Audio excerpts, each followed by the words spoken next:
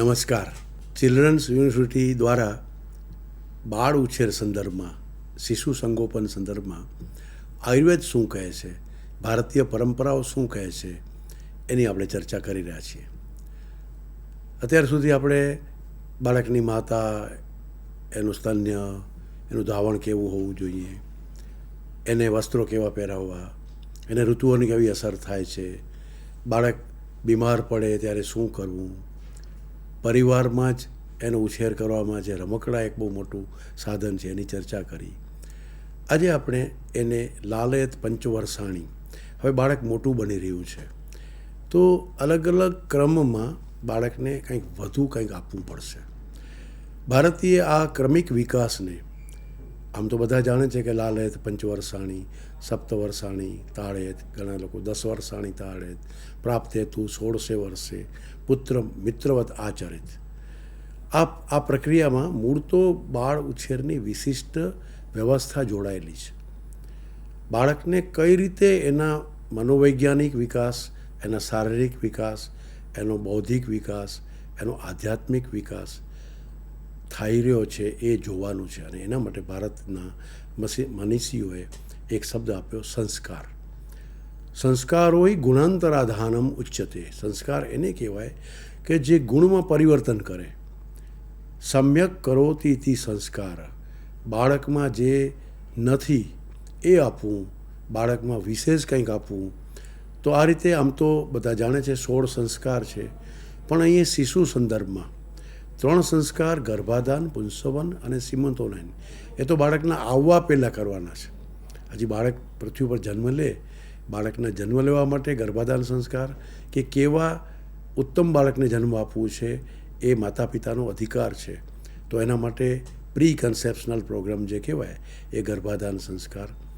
પુંસવન સંસ્કાર એટલે એ 2 મહિને 2.5 મહિનાની વચ્ચે જે સંસ્કાર કરાય છે એ એની ઇમ્યુનિટી વધારવા માટે એક ઉત્તમ પ્રકારનું બાળક જન્મે, તંદુરસ્ત જન્મે, એના માટેનો એક વિશિષ્ટ સંસ્કાર છે. અને 5મે મહિને કરાતો સંસ્કાર સીમંતોનયન, એટલે કે જ્યારે એના ન્યુરલ ડેવલપમેન્ટ અંદર, ગર્ભની અંદર જે પ્રક્રિયા થઈ રહી છે, પંચમે માના પ્રતિબુદ્ધોત્તર ભવતી, 5મે મહિને બધા સેન્સ ઓર્ગન અને સેન્સ સેન્ટર એ સેટ થતા હોય છે માતાના ઉદરમાં, સગર્ભાવસ્થામાં. અને ષષ્ઠે બુદ્ધિ. તો આ સમયે 3 સંસ્કાર તો બાળક જન્મ તે પહેલાં જ એના વિશિષ્ટ, જેને આજની ભાષામાં કહીએ તો જીનેટિક્સ અથવા એપિજીનેટિક્સ કહી શકાય. પરંતુ હવે બાળક જન્મ્યું છે, આપણે વાત કરી રહ્યા છીએ અત્યારે બાળક જન્મ્યા પછીની, કેવી રીતે સ્વસ્થ રહે. તો એમાં જન્મ્યા પછી તુરંત જાતકર્મ સંસ્કાર, જે આગળ જતા સુવર્ણપ્રાશન સંસ્કાર તરીકે એ ઠેઠ 12 વર્ષ સુધી ચાલવાનો છે. એ સંસ્કાર એટલે શું કરવાનું એનું આપણે અત્યારે વિગતવાર વર્ણન કરવાના છીએ. પણ નામકરણ સંસ્કાર, નિષ્ક્રમણ સંસ્કાર, ક્યારે બહાર લઈ જવું, ક્યારે નામ પાડવું, એમાં પણ ઘણા કારણો છે. અન્નપ્રાશન સંસ્કાર, એ ક્યારે બાળકનું ડાયજેસ્ટિવ સિસ્ટમ આખી તૈયાર થઈ ગઈ છે એ પ્રસ્તુત કરતો સંસ્કાર, અથવા એ સમયે કરવામાં આવતી વિધિ, એને અન્નપ્રાશન સંસ્કાર કહેવાય.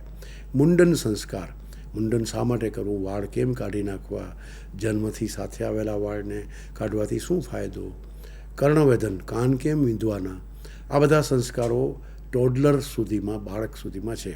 પછી તો જેમ બાળક મોટો થાય છે એમ બીજા સંસ્કારો છે.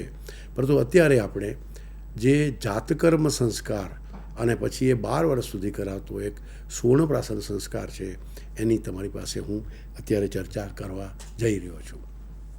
સાધારણ રીતે મેં વાત કરી વિદ્યારંભ, ઉપનયન, વેદારંભ, કેશાંત, સમાવર્તન, આ બધા સંસ્કારો અલગ અલગ સમયે અલગ અલગ કરાતું હોય છે. પણ ને એ જે તે એક દિવસ માટે કે અમુક સમય માટે છે. પરંતુ સુવર્ણપ્રાશન સંસ્કાર છે એ દર મહિને કરવામાં આવે છે.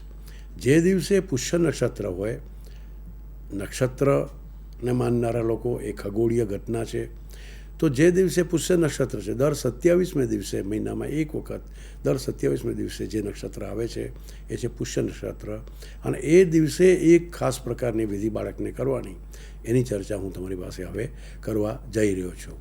આમ તો શાસ્ત્રોએ એમ કહ્યું છે કે ભાઈ બાળકના જે જન્મના સંસ્કાર, ગર્ભાધાન સંસ્કાર, પુંસવન સંસ્કાર, સીમંતોનયન સંસ્કાર, એ એકદમ પ્રકૃતિના વાતાવરણમાં કરવાના હોય. આગળ તો આપણું જીવન જ એવી રીતે હતું કે આપણે જાણે એવા ગ્રામ્ય વિસ્તારમાં એવા જીવનશૈલીથી જીવતા કે જ્યાં ન ઘોંઘાટ હોય, ન અવાજ હોય, ન એ પ્રકારના શોરબકર હોય. એટલે આપણું જીવન શાંત હતું. ભારતીય સંસ્કૃતિ એ ગ્રામીણ સંસ્કૃતિ હતી. પણ આજના જે વર્તમાન સમયની અંદર બાળકના ગર્ભના સંસ્કાર જે છે એ, એટલે અમે આગળ જે બતાવ્યું ઇકો વિલેજ, ચિલ્ડ્રન યુનિવર્સિટીનો પણ એક મોટો કોન્સેપ્ટ છે તપોવન. તો બાળક જેમ સીતા માતા પોતાની પ્રેગ્નન્સી દરમિયાન એ ગયા હતા આશ્રમમાં, એ જ રીતે કયાધુ જેને ઘરે આમ કહેવાય છે કે રાક્ષસ કુળમાં પણ જે બાળક જન્મે છે એ દેવ જેવું જન્મે છે, અને એ છે પ્રહલાદ. તો એ શુક્રાચાર્યના આશ્રમમાં રહીને માતા કયાધુ રહી ત્યારે એને ઉત્તમ બાળક આવ્યું. તો આ પ્રકારના એ ખરેખર એવા વાતાવરણમાં જ બાળકને રાખવાનું હોય છે. પરંતુ ન હોય તો બી એની વ્યવસ્થા આજે ચિલ્ડ્રન યુનિવર્સિટીના માધ્યમથી અલગ અલગ આવા સેન્ટર્સ પણ ઊભા થયા છે. વેદગર્ભ વિહાર, જ્યાં પ્લાસ્ટિક નથી, સ્ટીલ નથી, સૌમ્ય વાતાવરણ છે, શાંત છે, તો ત્યારે એ પ્રકારનું વિશિષ્ટ કામ કરી શકાય છે. તો આપણે સુવર્ણપ્રાશન, લોકોને શબ્દ તો બહુ જાણીતો છે સુવર્ણપ્રાશન. બધાને એમ કે શું કરતા હશે? બજારમાં ઘણી જાતના સુવર્ણપ્રાશન મળે છે. જ્યાં જુઓ ત્યાં આ સુવર્ણપ્રાશન પીવડાવ્યું, આમ કર્યું. બધાને ગમે પણ છે. અનેક ધાર્મિક સંસ્થાઓ, અનેક સામાજિક સંસ્થાઓ, અનેક ડૉક્ટરો, વૈદ્યો આ બધું કરતા હોય છે. પણ એની ખરેખર વૈજ્ઞાનિક વ્યાખ્યા શું? સુવર્ણપ્રાશન કરવાનું શા માટે? તો એ બાળકને એક જબરજસ્ત ઇમ્યુનિટી આપવાની પ્રક્રિયા છે. જેમ અગાઉના લેક્ચર્સમાં આપણે સાંભળ્યું કે સગર્ભાવસ્થા દરમિયાન એક ઇમ્યુનિટી બાળકને મળે જે જીવનભર રોગ પ્રતિકારક અવસ્થા ઉત્પન્ન રાખે છે. પછી બીજી ઇમ્યુનિટી એને મળે છે માના ધાવણ દ્વારા. પણ હવે બાળક ધાવણ છોડી રહ્યું છે. હવે બાળક ધીમે ધીમે 6 મહિનાનું થશે, પછી તો અન્નપણ લેશે, તો બીજી તકલીફો પણ થશે, ઋતુઓની અસર પણ થશે, અને ડાયજેશન, ઇનડાયજેશન એની વચ્ચે બાળકની ઇમ્યુનિટી સાચવી રાખવાની છે. અને નવા પ્રકારના રોગો થવાની હવે પૃથ્વીના વાતાવરણમાં છે. તો ત્યારે ધાવણ ઉપરાંત એને બીજું કંઈક આપવું પડશે. અને ખાલી 1-2 દી કે અમુક ટાઈમ નહીં, પરંતુ 12 વર્ષ સુધી, અથવા અનેક શાસ્ત્રકારોએ તો 16 વર્ષ સુધી પણ કહ્યું છે. પરંતુ એ જે નિયમિતપણે મેં વાત કરી એ મુજબ દર પુષ્ય નક્ષત્રના દિવસે જે કરવામાં આવે છે એ ઇમ્યુનાઇઝેશન છે. સુવર્ણપ્રાશન કોઈ ધાર્મિક ક્રિયાકાંડ નથી. હા, એમાં મંત્રોચ્ચાર થાય છે, બાળકને પૂર્વાભિમુખ રાખી શાસ્ત્રોએ આપેલો મંત્ર. પણ મંત્રનો મતલબ તો એ જ છે કે બાળકને હું ઇમ્યુનાઇઝ કરું છું. આ વાતાવરણની અંદર બાળક હવે મોટું થઈ રહ્યું છે. જાતકર્મ સંસ્કાર, પછી પહેલો જ મહિનો, બીજો મહિનો, ત્રીજો મહિનો, જેમ જેમ બાળક મોટું થતું જાય છે, ધાવણ એનું કામ કરે છે. પણ વાતાવરણની જે સમસ્યાઓ આવવાની છે એની સામે એ બાળકને થતા ચેપી રોગો, જેને આપણે કહી શકીએ, અથવા વાયરલ ડિઝીઝ કે બેક્ટેરિયલ ડિઝીઝથી બચાવવું છે, ત્યારે આ સુવર્ણપ્રાશન એને કામ કરવાનું છે. તો એકચ્યુઅલી એ સુવર્ણપ્રાશન એટલે કે આયુર્વેદિક ઇમ્યુનાઇઝેશન છે. લાખો વર્ષથી ચાલતી આ પ્રક્રિયા છે. રસીઓ જ્યારથી આવી, વેક્સિન આવ્યા, પછી આપણે એમ કે આપણે બહુ વિકાસ કર્યો છે. અહીંયા રસી સારી કે વેક્સિન ખરાબ કે આવું કંઈ કહેવા માટે અહીંયા આ પ્લેટફોર્મ નથી. અહીં તો આપણા જે સંસ્કાર, એની વૈજ્ઞાનિકતા, અને બાળક સામાન્ય પ્રક્રિયાથી સ્વસ્થ રહે, હેલ્ધી રહે, અને માતાઓ એ કામ બહુ સારી રીતે કરી શકે, એટલે અહીં વિષય આપણી પાસે મૂકવામાં આવ્યો છે. તો આ સુવર્ણપ્રાશનની થોડી આપણે ચર્ચા કરીએ. આજે બહુ આનંદ છે કે ગુજરાતની અંદર આ પ્રકારનો વિદ્યાભારતી નામની એક સંસ્થા જે શિક્ષણ ક્ષેત્રે કામ કરે છે, અને વૈદ્યોનું એક સંગઠન આયુર્વેદ વ્યાસપીઠ એ ભારતની અંદર એક વિશિષ્ટ નેશનલ આયુર્વેદિક ઇમ્યુનાઇઝેશન પ્રોગ્રામ ચલાવે છે. એ તમારા સુધી, તમારા ગામોમાં પણ હશે. મારે તો અહીંયા માત્ર એની વૈજ્ઞાનિક અને એની શરીરમાં કે આખા ઇમ્યુનિટીના સંદર્ભમાં વાત સમજાવવાની છે, એ આપણે જોઈએ. સાધારણ રીતે ઇમ્યુનિટી એટલે શું? બળ. આયુર્વેદે આપણા શાસ્ત્રોને બળ કીધું. અને બીજો એક થોડો પ્રચલિત હોય એવો શબ્દ છે ઓજ. બળનો પર્યાયવાચી શબ્દ છે ઓજ. આનું તો જો કેવું તેજ છે બાળકનું, આ તો ઓજસ્વી છે, આવા શબ્દો પણ સાંભળ્યા છે. પણ ઓજ કોઈએ જોયું છે? ઓજ દેખાય એવું નથી. હા, આજના ક્રિલિયન ફોટોગ્રાફીના સમયમાં કે ઓરામીટરથી આપણે આ ઓજને પણ જોઈ શકીએ છીએ. તો આ ઓરા કદાચ ઘણા લોકોએ જોયું હશે, જેમ કે મહાવીર સ્વામી, એ જ રીતે બુદ્ધ ભગવાન, રામ, કૃષ્ણ, આપણા જે બહુ મહાન પુરુષો જેને ભગવાન કહીએ, અવતારો કહીએ, એની પાછળ એક ચક્ર હોય છે. તો આને શાસ્ત્રોએ પરોજ ને અપરોજ એવા બે ભાગ પાડ્યા છે. તો વ્યક્તિને અંદર કોઈ એક એવી વિશિષ્ટ ક્ષમતા છે જે વધે તો વ્યક્તિ સ્વસ્થ રહે છે, મનથી, તનથી, બંને રીતે. અને જો ઘટે છે તો એ મનથી, તનથી રોગિષ્ટ બને છે. તો એમાં આ ઇમ્યુનિટી એટલે કે રોગ પ્રતિકારક ક્ષમતા એ ખૂબ જ જરૂરી છે. એને આયુર્વેદે બળ કીધું. આમે પણ બળ એટલે પણ શારીરિક બળ નહીં, ખાલી જે ન દેખાતું એટલે કે બળ એટલે મસલ્સ પાવર નહીં. અહીંયા છે રોગ પ્રતિકારક બળ, એની ચર્ચા. અને એને જો જોવું હોય, જોઈ શકાય તો એ ઓજથી પણ જોઈ શકાય છે. તો આ બળ અને ઓજને એટલે કે ઇમ્યુનિટીને આપણે સમજવાનો અહીંયા પ્રયત્ન કરશું કે આ છે શું. તો આ જે સુવર્ણપ્રાશન છે એની આખી પ્રક્રિયા આપણે જરા સમજવાનો પ્રયત્ન કરીએ. તો સુવર્ણપ્રાશન છે એ બલ્ય છે, મેદ્ય છે, વર્ણ્ય છે, એ અનેક પ્રકારના, એટલે કે એ આયુષ્યમાન છે, એ ચિરંજીવ આપે છે. જેમ લોકોમાં કહેવાય ને આયુષ્યમાન કાર્ડ, પણ આ સુવર્ણપ્રાશન એ પોતે જ આયુષ્ય આપે છે. એ આયુષ્યમાન બનાવે છે બાળકને, ચિરંજીવી બનાવે છે, રોગમુક્ત બનાવે છે, ભયમુક્ત બનાવે છે. તો આ આખી વાતને થોડું આપણે સમજવાનો પ્રયત્ન કરીએ કે આ સુવર્ણપ્રાશન છે એ બાળકને દર પુષ્ય નક્ષત્રના દિવસે આપવાનું. પુષ્ય નક્ષત્રના દિવસે જ કેમ? તો જે ખગોળીય ઘટના છે એમાં ચંદ્ર અને કર્કની યુતિ થાય છે અવકાશમાં. એ ખગોળશાસ્ત્રીઓ તો જાણતા હોય છે, પણ માતા પિતાએ પણ જાણવી પડે. દરેક નાગરિકને પહેલાં ખબર હતી, પણ આપણે થોડા પશ્ચિમની કહેવાતી દોડધાડમાં ઘણી બધી વસ્તુઓ ભૂલી ગયા છીએ. આપણે એ ધાર્મિક કે જ્યોતિષની વાતમાં કાંક રસ પડે, પરંતુ એની આપણા શરીર ઉપર અસર થાય છે ખગોળકીય ઘટના. જેમ કે તડકો હોય તો ગરમી લાગે, ચાંદનીમાં ઊભા રહીએ તો ઠંડક લાગે, પવન વધારે હોય તો સારું લાગે, અને બહુ પવન હોય તો આપણે ઉડી પણ જઈએ, વસ્ત્રો ઉડી જાય. તો પર્યાવરણની અસર થતી હોય છે. પછી એ નજીક છે કે દૂર છે, દૂરની પણ અસર થાય, નજીકની પણ અસર થાય. તો આ ખગોળીય ઘટના જે દર 27 દિવસે બને છે, પણ એક આપણા શરીરને હિતકારક ઘટના બને છે. અને એ છે ચંદ્ર અને કર્કની યુતિ, જે આપણે વાત કરી આગળ. તો એ ચંદ્ર અને કર્કની યુતિ છે એટલે આપણું સ્થૂળ અને સૂક્ષ્મ શરીર એકાકાર થાય છે. સ્થૂળ શરીર આપણે જે બોડી દેખાય છે એ, પણ સૂક્ષ્મ શરીર જે દેખાતું નથી, મન, બુદ્ધિ, ચિત્ત ને અહંકાર. તો મન કોઈ દેખાય છે? આપણે કે મને મન થયું છે, પણ મન દેખાય છે? ચિત્તમાં આ વાત યાદ રાખજો. પણ એ ચિત્ત ક્યાં છે? બુદ્ધિ એટલે શું? બ્રેઇન છે, એ તો એક ઓર્ગન છે, હા, જેને મગજ કહે છે. પણ મગજમાં ઉતારો એમ આપણે કહીએ તો એ મગજ આમ દેખાતું નથી. યાદશક્તિ, સ્મરણ શક્તિ, મેધા, આઈક્યુ એ દેખાતું નથી. તો એ બધા સૂક્ષ્મ છે. એટલે ઘણીવાર હું કહું છું, fitness is the hardware, bunch of 6 software. આપણા જે સોફ્ટવેર છે એ અને સ્થૂળ એટલે કે હાર્ડવેર અને સોફ્ટવેર એ ચંદ્ર અને કર્કની યુતિમાં એક થાય છે. એટલે આપેલી કોઈ વસ્તુ, મોઢા દ્વારા આપેલી વસ્તુ એ બ્રેઇન સુધી, માઇન્ડ સુધી એટલે કે સૂક્ષ્મ શરીર સુધી પહોંચે છે. એટલે તે દિવસે આપવાનું છે. દર 27મે દિવસે આ પુષ્ય નક્ષત્ર આવે છે. અવકાશમાં જો તમે જુઓ તો જે રચના જે સ્ટાર્સ છે એની આ રીતે થાય છે. તો એ અનુભવી લોકો, ખગોળશાસ્ત્ર જાણકાર લોકો, અથવા તમે ટેલિસ્કોપની મદદથી તમારા ગામમાં, તમારા શહેરમાં જો પ્લેનેટોરિયમ હોય તો આ જોઈ શકો છો, અથવા તમે ગૂગલ કરીને પણ આ જોઈ શકો છો. તો આ બિલકુલ સત્ય ઘટના, જે કોઈ દી ચૂકાતી નથી એવી ઘટના બને છે. આપણા શાસ્ત્રકારોએ એનો ઉપયોગ કર્યો કે એ દિવસે સ્થૂળ શરીર અને સૂક્ષ્મ શરીર એકાકાર થાય છે. અને એટલે તે દિવસે આપણું જે સ્થૂળ શરીર એટલે કે દેખાય છે બોડી, પણ ખરેખર જે ગુસ્સો ક્યાંથી આવે છે, પ્રેમ ક્યાં થાય છે, વિચાર ક્યાં આવે છે, લાગણી ક્યાં જન્મે છે. બાળક બુદ્ધિશાળી બનાવવું છે બધાને, પણ એ ક્યાં થાય છે? શું બદામ ખાવાથી થાય એવું બધા માનો છો? આ અર્ધ સત્ય છે, અડધી માહિતી છે. પણ શાસ્ત્રોએ કીધું ઊર્ધ્વમ મૂલમ અધ શાખ મૃષય પુરુષો વિદુ.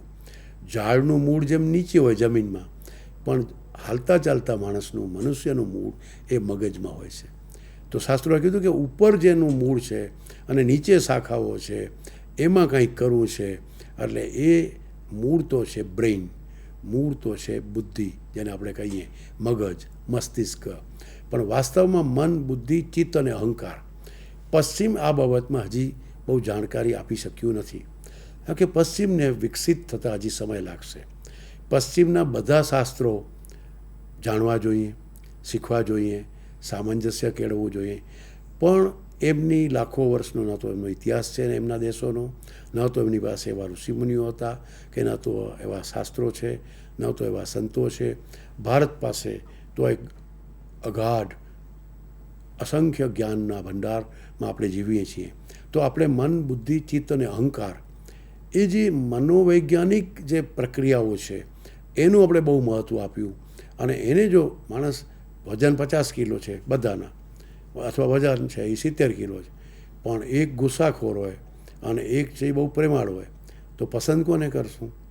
એક છે એ 6 ફૂટનો માણસ છે, એ પોતે, બીજો એ 6 ફૂટનો માણસ છે, પણ એક 6 ફૂટનો માણસ એ યુવાન છે, એ બંને 25 વર્ષના છે, પણ એક છે એ ડરે છે અને એક છે નિર્ભય છે. તો આ નિર્ભય, ભય, ક્રોધ, કામ, ગુસ્સો, લાગણી, સંવેદના, આ બધી વસ્તુઓ એ મનની છે બાય એન્ડ લાર્જ. પણ મન, બુદ્ધિ, ચિત્ત અને અહંકાર આ ચારેયની છે. અહીંયા બાળકોના સંદર્ભમાં આ વાત સુવર્ણપ્રાશન સાથે મારે જોડવાની છે. તો હવે આપણે એને જરા આગળ સમજીએ. સાધારણ રીતે જે કોન્શિયસ માઇન્ડ છે, કારણ કે બાળક તો કેવી રીતે પોતાની ભાષા વ્યક્ત કરે, અને જેમ જેમ સહેજ મોટું થાય તો એની કાલી ગયેલી ભાષામાં એને જે ગમતું હોય, એને શરીરને ગમે, એને ભૂખ લાગી હોય તો એ વાત કરે, એ રમકડું માગે, એ વસ્ત્ર માગે. પણ એનો સૌથી વધારે વિકાસ ત્યારે થાય છે એ એમ કે મને ભગવદ્ ગીતા આપો. બાળક એમ કોઈ દિવસ કહે કે મને તમે રામની વાર્તા કરો. અને રામની વાર્તા શું, એને જે આપણે રામાયણ વાંચીએ છીએ એમ મોરારી બાપુની વાર્તા કે મોરારી બાપુની કથા એને સંભળાવશું. એને તો બાલરામની વાત એની માં કે દાદી કહે એ સ્વરૂપે જ એને ગમે, કે એ સ્વરૂપે જ સમજાય. તો એને કેમ આપવું, એના મનને, એના બુદ્ધિને, એના ચિત્ત સુધી વાત કેમ પહોંચાડવી, એ મહત્ત્વનું છે. એટલે જે દેખાતો ભાગ મનનો છે ને, જેને આપણે કોન્શિયસ માઇન્ડ કહીએ, એ તો બહુ ઓછો છે. પણ જે સબકોન્શિયસ માઇન્ડ અથવા તમે અનકોન્શિયસ માઇન્ડ, જેને અર્ધજાગૃત કે અજાગૃત મન છે, ત્યાં સુધી કોઈ દવાની કે કોઈ વસ્તુની કે કોઈ પ્રક્રિયાની અસર પહોંચાડવી છે. અને તે છે સુવર્ણપ્રાશન. શા માટે? ઘણી એમ થાય કે આ બધી વસ્તુ અમારે જાણવી શા માટે જોઈએ? તો આપણા જેમ બાળક મોટું થશે, તમે તો માતા પિતા છો, તમે પરિવારજનો છો, તમે સમજી શકશો એટલે આ વાત કરું છું કે સાધારણ રીતે કોન્શિયસ અને સબકોન્શિયસ માઇન્ડ કે અનકોન્શિયસ માઇન્ડના જે ફેકલ્ટી છે એ અલગ અલગ છે. Planning, will power, critical thinking, short term memory, judgement, decision, એ બધું તો ક્યાંથી આવશે? એ તમારી પાસે આવશે એ બધા એક પ્રકારના અલગ માઇન્ડમાંથી આવશે. પણ જે અનકોન્શિયસ માઇન્ડ છે, જે દેખાતું પણ નથી, એ એટલું મોટું છે, ગહન છે, ત્યાંથી હેબિટ્સ ત્યાં પકડાય છે, ત્યાંથી ઓપરેટ થાય છે. અલગ અલગ પ્રકારના જે ઓટોમિક બોડી ફંક્શન છે, સીધી સહજ પ્રક્રિયાઓ થાય છે. સેલ્યુલર મેમરી, કે જે ઇમ્યુનિટી, કે કયો રોગ આવે ત્યારે કયા પ્રકારના કણોને ઉત્પન્ન કરવા, કેવી રીતે રોગ સામે લડવું, ક્રિએટિવિટી, ઇમોશન્સ, પ્રોટેક્શન્સ, આ બધા અનકોન્શિયસ માઇન્ડના વિષયો છે. તો આ કોન્શિયસ અને અનકોન્શિયસ માઇન્ડના કામો જ જુદા છે. આ બંને સુધી આપણા પદાર્થ, એટલે કે તો એમાં સુવર્ણની બહુ મોટો રોલ છે. એટલે એનું નામ સુવર્ણપ્રાશન છે. સુવર્ણ ભસ્મ, પંચમૃતિકા શોધિત સુવર્ણ, મધ, ઘી, એનું બનેલું અષ્ટમંગલ ગ્રહ, એવા અષ્ટમંગલ ઘૃત, એવું શાસ્ત્રોએ આવા અનેક પ્રકારના લેહ અધ્યાય. મહર્ષિ કાશ્યપ એ બાળકોના નિષ્ણાત હતા. એક અર્થમાં કહીએ તો એ જમાનાના પેડિયાટ્રિશિયન હતા, અને એમણે બાળ ઉછેર માટે આખું એક ગ્રંથ લખ્યો જેનું નામ છે કશ્યપ સંહિતા. તો આ કશ્યપ સંહિતા છે, એમાં આનું ખાસ વર્ણન છે લેહ અધ્યાયનું, અને દરેક શાસ્ત્રો એને સહમતિ આપી છે. તો આ સુવર્ણ એટલે કે સોનું, પણ સોનું સીધું તો લઈ શકાતું નથી, એટલે એને શોધિત કરવું પડે, એને વિશિષ્ટ રીતે પ્રોસેસ કરવી પડે, જે આયુર્વેદમાં જ શક્ય છે. જે આયુર્વેદની રસશાસ્ત્રીય કલ્પનાઓ છે એ દ્વારા એ ઓરમ સલ્ફેટ એનું સ્વરૂપ બની જાય, અને સેલના ટાઇટ જંક્શનને તોડી અને એ વ્હીકલ બને, ડ્રગને લઈ જનાર બને, અને ઇમ્યુનિટીનું કેરિયર બને. અને એ જ ઘૃત કે જે આગળ જતાં જેના ઉપર અમે કામ કરાવ્યું છે, જે દેશી ગાયનું ઘી છે, એ મેદ્ય છે, બુદ્ધિ વધારનાર કહ્યું છે. અત્ર ગવ્યમ તું જીવનિયમ રસાયનમ શતક્ષીણ હિતમ મેદ્યમ. મેદ્યમ એટલે બુદ્ધિ વધારનાર છે. એ દેશી ગાયનું ઘી 5મે મહિને 6ઠે મહિને પ્રેગ્નન્સીમાં લેવામાં આવે તો બાળક બુદ્ધિશાળી બને. અને દેશી ગાયનું ઘી જ છે એ બ્રેઇનમાં જઈ શકે, બ્લડ બ્રેન બેરિયરને ક્રોસ કરી અને દવાઓને લઈ જાય અને બુદ્ધિ તીક્ષ્ણ બને, કુશાગ્ર બને. તો સુવર્ણપ્રાશનનો ફાયદો જ બુદ્ધિ વધારવા માટે છે. રોગ પ્રતિકારક ક્ષમતા તો છે જ. ખાલી પોલિયોના વેક્સિન તો એ પોલિયોથી જ રક્ષણ કરે. જો તમે ખાલી MMR, મિઝલ્સ, નૂરબીબી એના માટે કરો તો એનું રક્ષણ કરે. એ તમે ટાઇફોઇડની રસી લો તો ટાઇફોઇડનું રક્ષણ કરે. જ્યારે આ સુવર્ણપ્રાશન છે એ બધા પ્રકારના શરીરની અંદરના એ મનને, બુદ્ધિને, ચિત્તને, ઇમ્યુનિટીને રક્ષિત કરે અને બુદ્ધિ પણ વધારે. આ પ્રકારના આ સુવર્ણપ્રાશનથી આપણે બાળકનું એતદ્દેશસ્ય પ્રસૂતસ્ય સકાશાદગ્રે જન્મનામ સ્વમ સ્વમ ચરિત્રમ શિક્ષેરન પૃથિવ્યા સર્વમાનવા. આ ભારતે કેવા પ્રકારના બાળકો પેદા કરવાના છે? તો ભગવાન મનુએ આપણે આદેશ કર્યો છે કે ખાલી બાળક પેદા કરવા માટે આપણે પેદા નથી કરવાના, દુનિયાને રોલ મોડેલ આપવાનું છે. કેવો ચિત્રકાર બને, મોટો થઈને કેવો રાજા બની શકે, કેવો બાણાવડી બને, કેવો ગણિતજ્ઞ બને, કેવી વિરાંગના બને, એ નક્કી થાય છે. અને એ દુનિયાને બતાવી શકાય એવા રોલ મોડેલ આપણે બનવાનું છે. એ કરી શકાય છે એવી જીવનશૈલી છે, એવા સંસ્કાર છે. એ સંસ્કારમાં સુવર્ણપ્રાશન છે એ હંમેશા મદદ કરે છે. તો ફિઝિકલી વેઇટ સરસ રહે, જનરલ હેલ્થ સારી રહે, બર્થ વેઇટથી કરીને બધા ફિઝિયોલોજીકલમાં હિમોગ્લોબિન, એની હેબિટ્સ, એના વાઇટલ્સ બધા સારા રહે. ઇમ્યુનોલોજીકલ એટલે કે ઇમ્યુનિટી, એટલે કોઈ પણ રોગ, ખાલી પોલિયો કે ખાલી MMRની રસી લેવો નહીં, કોઈ પણ રસી જ ન લેવી પડે એવી આ સુવર્ણપ્રાશનની પ્રક્રિયા. એટલે શરીરને, મનને ઇમ્યુનાઇઝ કરવું અને તંદુરસ્ત રાખવું. અને આ બધી પ્રક્રિયા ગોનોડાઇલ ગ્રોથ સુધી, એટલે 12 કે 16 વર્ષ સુધી જ કરવી પડે છે. પછી તો જે કાલકૃત બળ છે એ આવી જાય છે. પછી પોલિયોના વાયરસનો ગ્લાસ ભરીને 20 વર્ષના બાળકને આપો ને તોય પોલિયો થાય નહીં. આવા અનેક પ્રકારના સમજ આયુર્વેદ પાસે હતી. એટલે આ પ્રકારની જે એક આપણી આયુર્વેદની જે તાકાત છે, બાલો હિ બલમ રાષ્ટ્રસ્ય. તો આપના બાળકો એ તમારા પરિવારનું તો બળ છે, પણ રાષ્ટ્રનું પણ બળ છે. ચિલ્ડ્રન યુનિવર્સિટીના માધ્યમથી આપ સુધી આ સુવર્ણપ્રાશન એક યુનિવર્સલ ઇમ્યુનાઇઝેશનની વાત કરવી મને ખૂબ ગમી. હું તમારા બધાને બાળકો તંદુરસ્ત બને, સ્વસ્થ રહે અને તમારું પરિવાર ખિલખલાટ કરતા બાળકનું પરિવાર બને એવી શુભેચ્છા સાથે આ સુવર્ણપ્રાશન સંસ્કારનો વિષય પૂરો કરું છું. હું ડૉક્ટર રૂપમબેન ઉપાધ્યાય, જે ટોડલર એજ્યુકેશન HOD છે, માન્ય કુલપતિ શ્રી જોશી સાહેબ અને સમગ્ર ચિલ્ડ્રન યુનિવર્સિટી પરિવાર અને આ તમારા સુધી પહોંચાડવા માટે બાયસેગના બધા ટેકનોલોજીસ્ટ અને ટેકનિશિયનનો અને સમગ્ર સ્ટાફનો આભારી છું. ધન્યવાદ. ભારત માતા કી જય. ખૂબ ખૂબ આભાર સાહેબ આપનો. આપે સુવર્ણપ્રાશન વિશે ખૂબ સુંદર માહિતી આપી. અને સુવર્ણપ્રાશનથી બળ પણ વધે, શારીરિક બળ પણ વધે અને બુદ્ધિ પણ તેજ બને. કઈ માતા એવું ન ઈચ્છે કે મારું બાળક શરીરથી તો બળવાન હોય જ, પણ બુદ્ધિથી પણ તેજ થાય, બુદ્ધિ પણ એની તીક્ષ્ણ બને. તો દરેક માતાની એવી ઈચ્છા હોય કે મારું બાળક શરીર અને બુદ્ધિ બંનેથી ખૂબ તંદુરસ્ત બને. તો આપે સુવર્ણપ્રાશનની જે માહિતી આપી એ અમારી માતાઓને ખૂબ ઉપયોગી નીવડશે. અને સાથે સાથે આપે જે સુવર્ણપ્રાશનની વૈજ્ઞાનિક બાબતોનો પર પણ પ્રકાશ પાડ્યો છે એ બાબતથી પણ અમે માહિતગાર થયા છીએ. આપે અમને માર્ગદર્શિત કર્યા છે. આપ માર્ગદર્શન આપવા માટે છેક જામનગરથી અમારા સુધી પધાર્યા છો, તો આપનો સર અહીં ચિલ્ડ્રન્સ યુનિવર્સિટી પરિવાર વતી ખૂબ ખૂબ આભારી છીએ. અમે આપનો આભાર વ્યક્ત કરીએ છીએ અને નિરંતર આપની સેવાઓનો લાભ મળતો રહે તે અપેક્ષા સાથે સાહેબ ખૂબ ખૂબ ધન્યવાદ. આપનો આભાર.